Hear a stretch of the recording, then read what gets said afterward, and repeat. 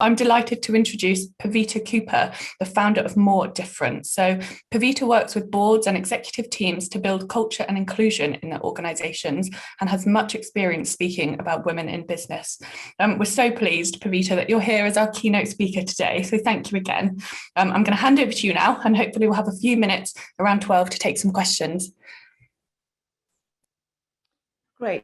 Thank you, and good morning, everyone. I'm really delighted to be joining you all today. I thought I'd start by just setting out a little bit of the landscape about how the world of work looks today, particularly in the corporate world, particularly for women specifically, because that's my area of interest. So I'm here today with my 30% Club hat on. The 30% Club is a campaigning group that was established by Dame Helena Morrissey 11 years ago. And back then, you are probably aware, if you just sort of looked at any of the media, that at the top of organisations, i.e. the boards, women only represented less than 9% of the position. So that's, our biggest companies, the most important roles at the very top, very, very little representation by women. And frankly, there was really no reason for this because there was plenty of women, as we know, in the workplace.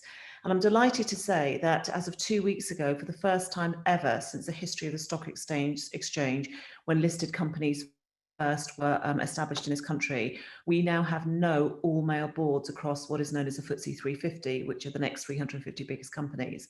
So that's really great news, right? So, I think some positive step forward, that's really good. However, that's the very, very top. And the reality is for people like most of you and people like me, that's not where we're going to be spending our time. For many people, and particularly people like you who are thinking about transitioning in your next role, you're going to be thinking about the pipeline, the jobs sort of that lead to the very top.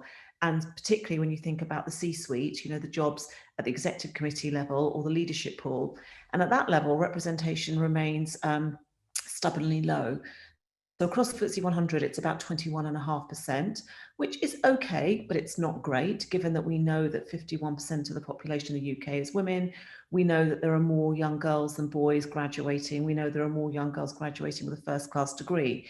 And if you look at many sectors like retail or services, or travel and hospitality or catering, at the bottom level, there is an array of women. There's probably more women than men. So what's going on in terms of why then, if so many women are joining the workforce, what's stopping them getting up to the very top? And I would imagine it's no different to what happens across the military. There are lots of contextual reasons and there are lots of systemic issues of bias that prevent women from getting to the very top. So you will all be established in understanding what that means for you. And if you're a partner or the spouse of someone in the military, you'll have heard from them about the issues that exist around gender parity. So it may not have affected you directly, but you'll definitely have been aware of it. So this is a journey we've been on for some time. And so we campaign to really agitate for change. So our members are actually the chairman and CEOs. So we literally will sit down with them and say, what's happening? Why in your organization is it taking too long? Or why have you only got, for example, one woman on the board? Why do you not have three? And the reason we call 30% Club is that we recognize that you need a critical mass of about at least 30% for any minority group to feel included and established. And we know that's really important because if you just do the one and done, i.e. put one person on the board, it's really hard for that person to have any impact or sort of to create any change. And I think that's really important context because as you all think about stepping out of where you are today and moving to possibly, in some instances, the more corporate world, these are the challenges you will be facing. And I think it's also important to understand because if you're about to interview a specific company, I'm going to come on to this, but one of the things you might want to look at, well, what is their track record in this space? What have they done to make improvements? What are they doing around gender pay gap? And I think those things are important cues and signals for you to make decisions about who you want to go and work for. So that's a bit about why it's important. A couple of things I wanted to share also is that we've done a lot of work about debunking some of the myths that exist about why perhaps women don't get on, because for many years I just got fed up of sitting on panels and in the media being told, oh, well, it's because women aren't that ambitious, it's because frankly it's a bit tough at the top and they don't like it, or because they're the ones who have to do the child rearing, and of course it's incompatible with having a career. It's all these ridiculous reasons. So we did a lot of research to basically to establish the fact that none of these were actually factually correct. And I just wanted to share a couple of those, because I think, although I'm sure many of you have experienced that in your own establishments, you know, in the military, I think it's important to say people use the same excuses within the corporate world, and they aren't true. So the first one is around, well, women just don't have the ambition. And we know that that's not true, because we see that when we measure the ambition levels for women who have made it to the very top, and I know this is the case for women in the military also, when you measure levels of ambition, they exceed the levels of ambition for men. And so the issue is, it's whether women can stick it out and get to that point. But we know when they get there, there's no issue of ambition. The other thing is that women measure ambition in a very different way. And I'm sure this will resonate with very many of you today. So and I'm generalizing here, so apologies to the men on the call today who might say, well, actually, I don't think that applies to me. But in general, men, because of some of the stereotypes that exist early in our lives that are established around, you know, your family values, messages you're getting from the media, societal pressures, men define success in quite a linear way about getting to the next level, having the status of the next job, getting the bigger thing. Women will often define ambition and success in a much broader context. They'll look at things like who they work for, the quality of the work they're doing, whether they're able to work in a way that fits their life at that moment in time, whether it's compatible with who they want to be, whether there's a value fit. It's not about, I just must get the biggest job and that's what's important to me. And I just caught tail end of the conversation that you were having, and I think it was Natasha, one of your colleagues, was saying, you know, it's really important to draw on the experiences you have. And I so agree with that, because also the way you're able to talk about how you were able to handle some of those really complex challenges that I know many of you will face in very difficult situations will speak to how you as a leader might show up differently and are able to tackle issues differently. This thing about having kids, it's a complete red herring. Obviously, women are the ones who do the child rearing, but more and more and more, we're seeing companies equalise parental leave. We're seeing lots of government initiatives to encourage men to take time off. Now, the really sad news is the take-up is really low. It's less than 8%. And I wonder why that is, because do you think men have worked out if they took 6 months out of the workplace, they probably wouldn't have a job to go back to, or their boss might have switched off to them by the time they get back? That's a reality as women we worked out 50 years ago. So of course, the take-up is still low, but the systems are changing to equalise the opportunity. And I think I'm seeing that in many professional services firms, younger men, sort of millennials and the next generation, are wanting to be more engaged parents and fathers, and they do want to share in the child rearing years. But actually, in of itself, having kids isn't what holds women back. The issue is their ability, once they've had a family, to work in a way that's conducive with being able to do those two things. So we talk a lot about, this is not about fixing women, it's about fixing culture and organisation.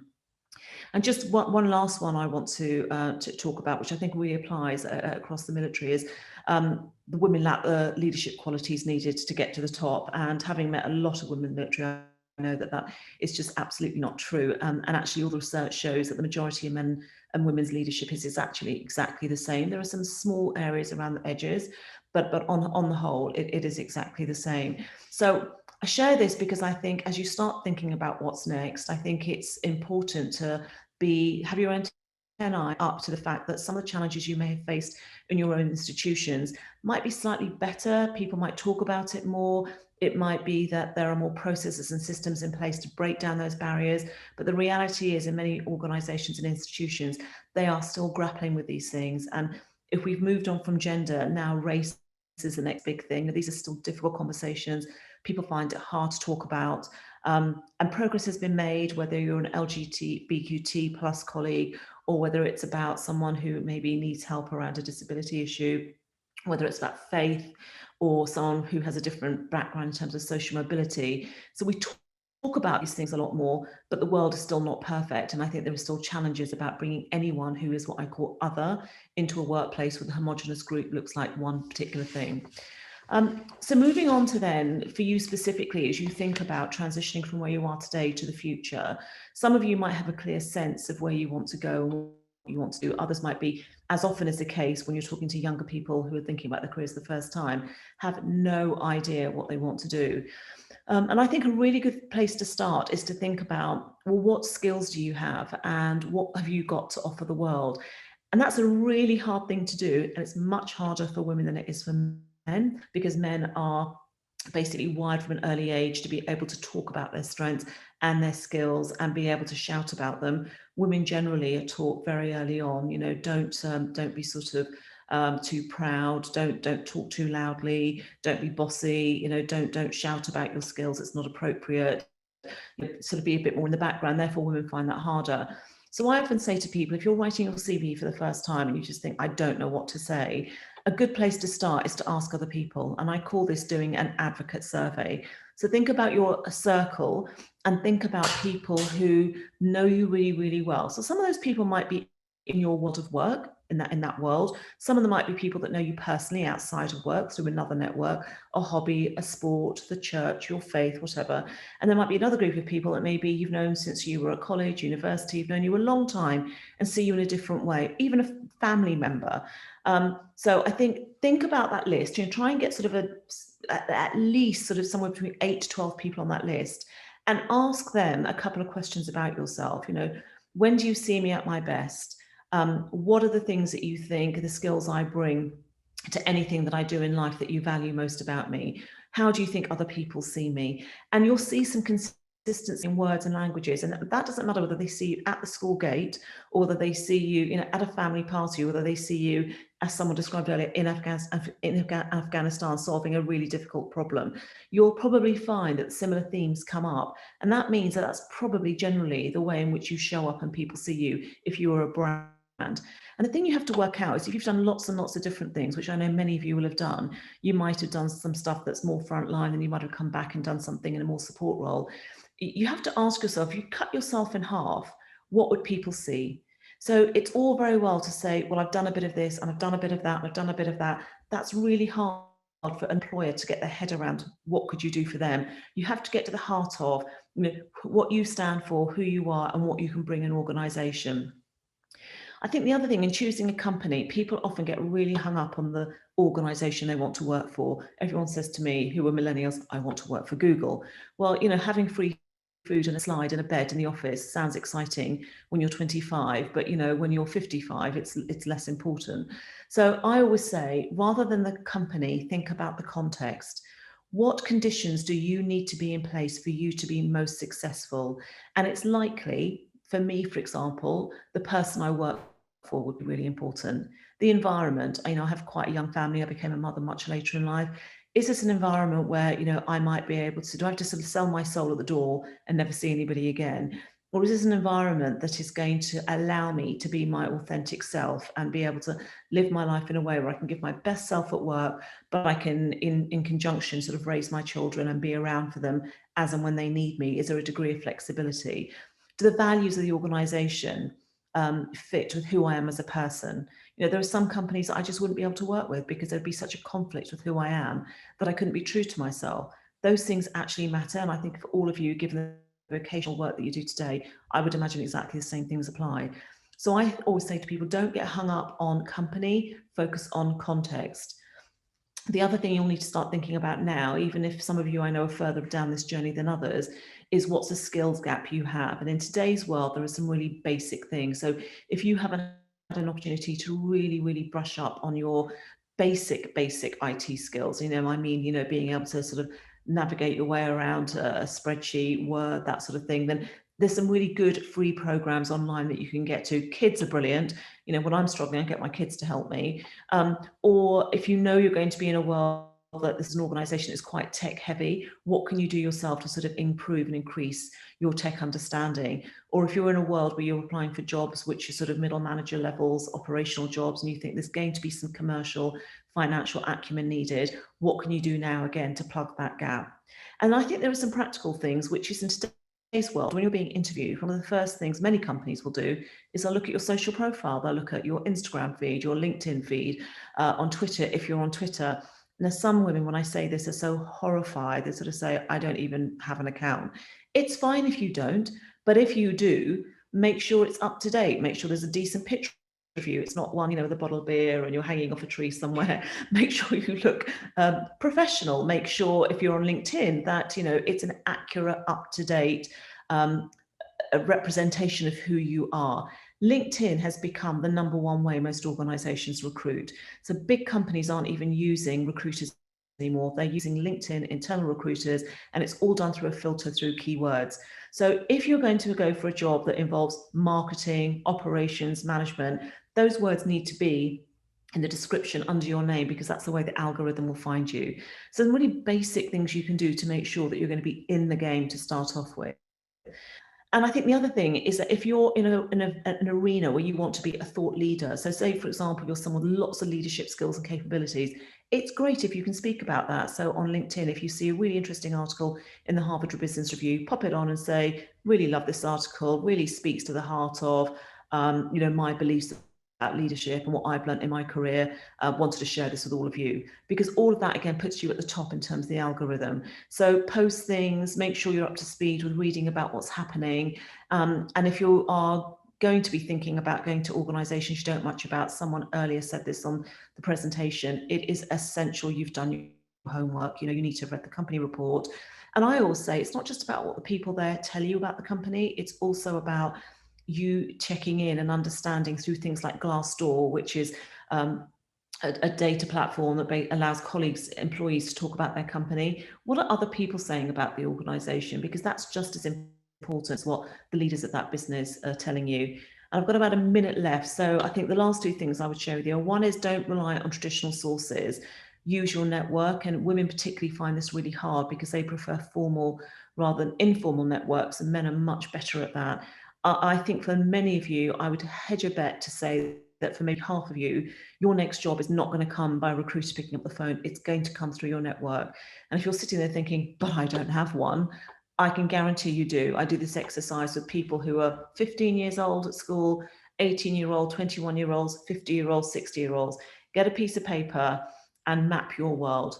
Think about all the worlds that you operate in and all the people that you know, people that have left the military that maybe have gone on to other roles, people that you used to know that you don't know now but are doing interesting things, people in your community, maybe somebody who is a governor at your child's school that you think, oh, they've got an interesting skill set, I'd go and talk to them.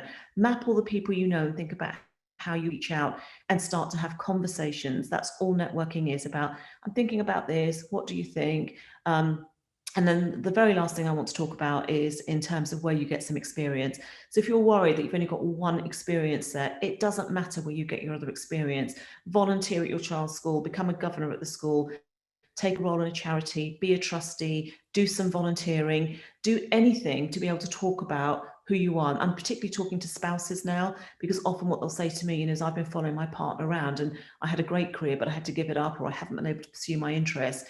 You will have other skills. You'll have great organizational skills. You will be resilient.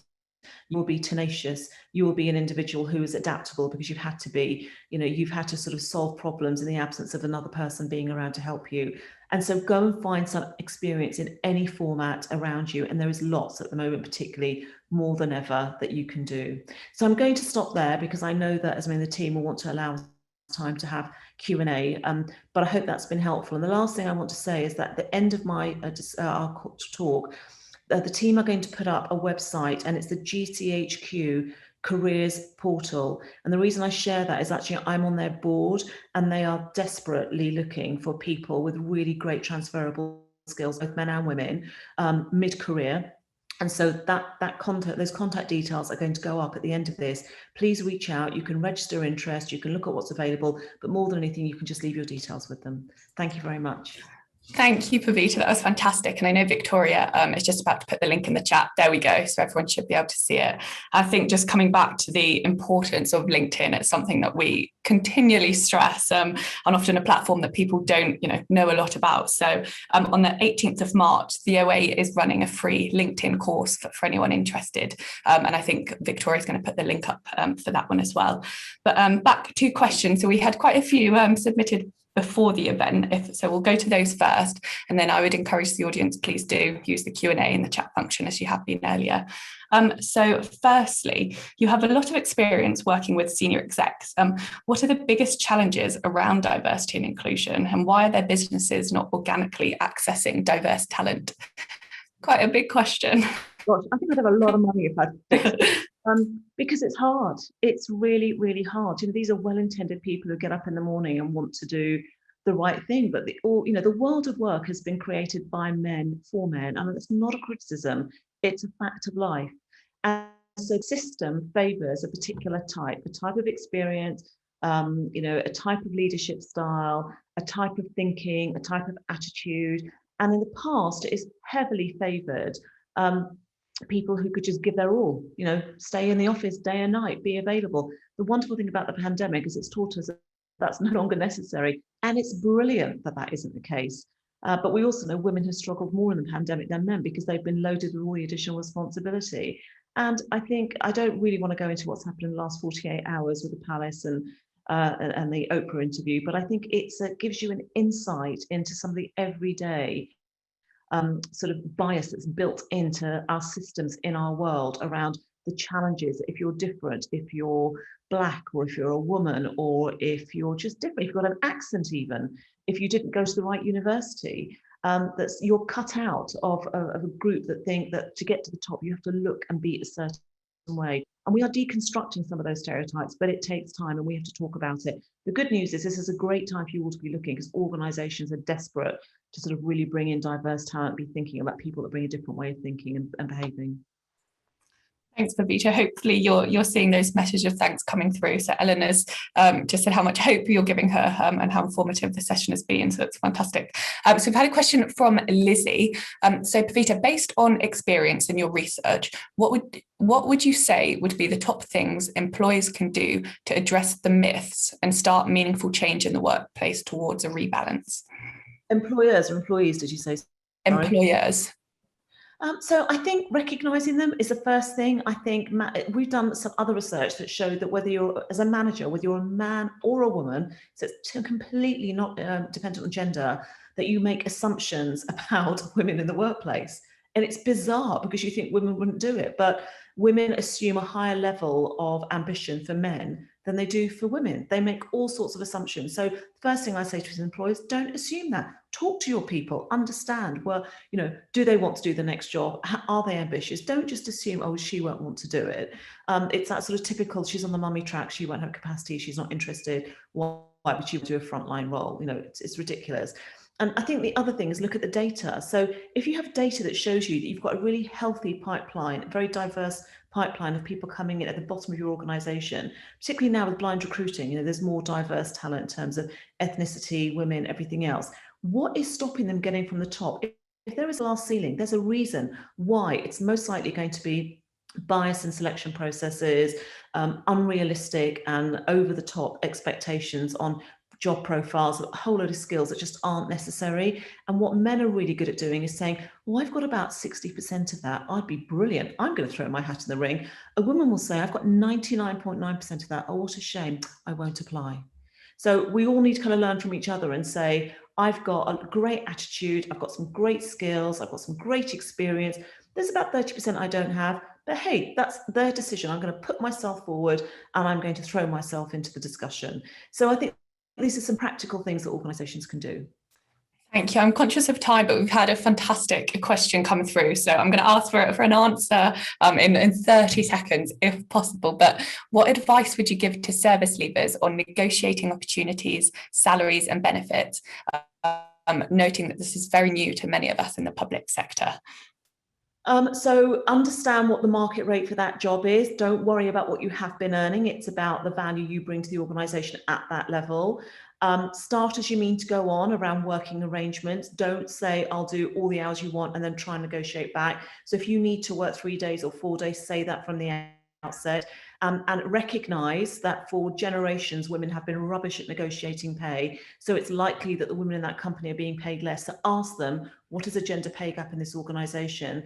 And if I'm joining, how will you ensure that I'm paid the market rate for the job rather than leaving it to me to ensure that I negotiate it? I put the ball in their court.